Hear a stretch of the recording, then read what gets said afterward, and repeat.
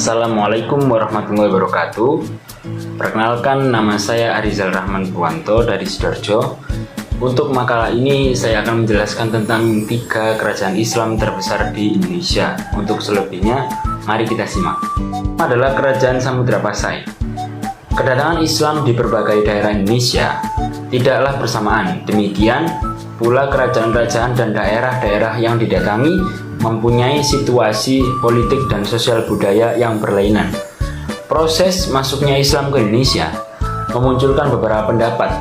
Para tokoh yang mengemukakan pendapat itu diantaranya ada yang langsung mengetahui tentang masuk dan tersebarnya budaya serta pemerintahan Kerajaan Samudra Pasai. Pemimpin atau pimpinan tertinggi kerajaan berada di tangan sultan yang biasanya memerintah secara turun-temurun.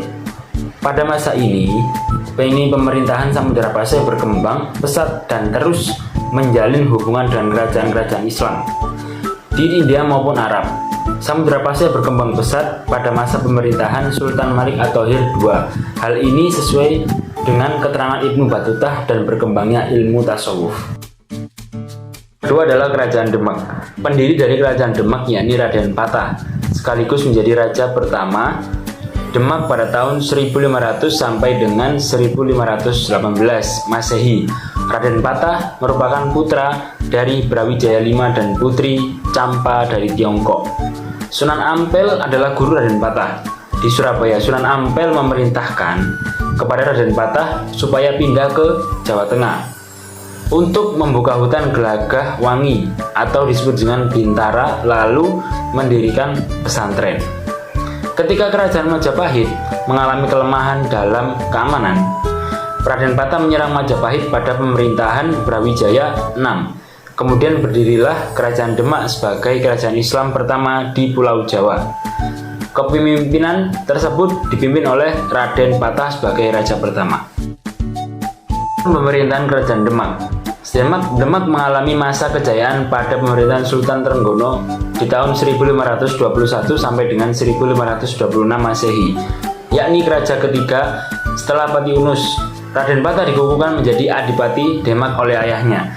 Pada masa pemerintahan, Demak menguasai Sunda Kelapa dari Pajajaran serta menghalau para tentara Portugis yang mendarat di Satria. Wafatnya Sultan Trenggono menimbulkan konflik perebutan kekuasaan antar saudara. Pengganti Sultan Trenggono, Pangeran Sidolapen, yang merupakan saudara Sultan Trenggono sendiri, dan dibunuh oleh Pangeran Prawoto, yang tidak lain adalah anak dari Sultan Trenggono.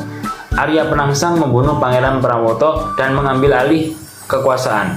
Arya Penangsang akhirnya dibunuh oleh anak angkat Joko Tingkir. Ketiga adalah Kerajaan Mataram.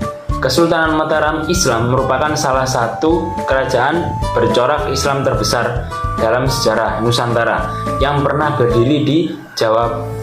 Tepat tahun 1586 di bawah pimpinan Danang Sutawijaya alias Panembahan Senopati berhasil menyatukan beberapa wilayah untuk bersama-sama melakukan perlawanan terhadap Kesultanan Pajang.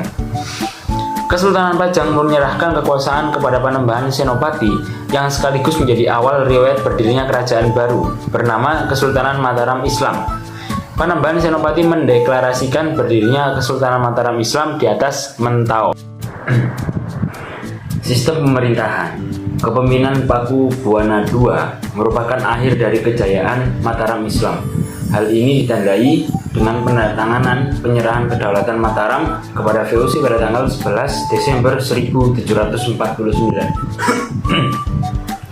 sampai akhirnya pada tanggal 13 Februari 1755 menjadi puncak perpecahan Kerajaan Mataram Islam. Hal ini ditandai dengan perjanjian Giyanti yang membagi Kerajaan Mataram menjadi 2, yaitu Surakarta dan Yogyakarta. Samudra Pasai. Yang pertama adalah batu nisan. Batu nisan ratu pertama Kerajaan Samudra Pasai terdapat kaligrafi yang bertuliskan surat Yasin dan surat ayat kursi. Dan yang kedua adalah dirham.